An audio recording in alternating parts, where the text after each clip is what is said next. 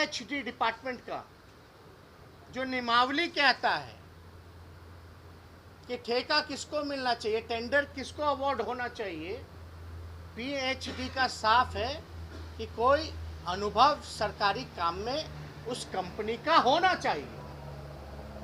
लेकिन अगर आप अनुभव की बात करेंगे तो इस कंपनी को इससे पहले कोई सरकारी काम का अनुभव रहा ही नहीं।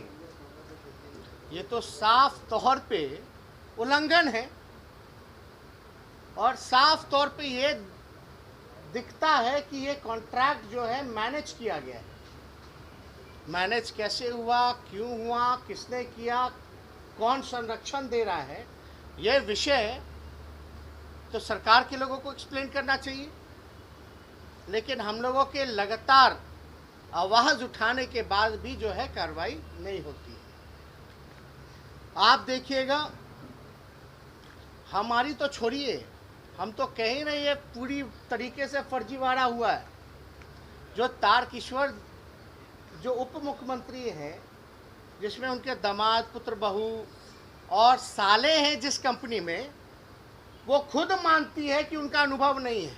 कंपनी खुद मानती है कि उसका अनुभव नहीं है और खुद मानती है कि सरकारी काम वो नहीं कर रहे, इस योजना के तहत कोई काम नहीं कर रहे। लेकिन पैसा कैसे उठा रहे हो, आपको अवार्ड कैसे हुआ? अगर ऑडिट रिपोर्ट कंपनी का जाइएगा तो कंपनी खुद स्वीकार कर रही है ऑडिट रिपोर्ट में कि वो कोई सरकारी काम नहीं कर रहे। तो ये पैसा कहाँ जा रहा है भाई?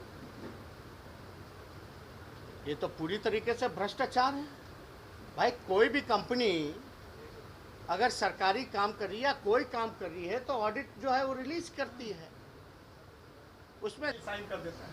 अभी भी संचिका पर जो एक्सपर्ट ओपिनियन सुशील मोदी देते हैं, इसलिए आप समझ लीजिए ये खराब है सुशील मोदी का।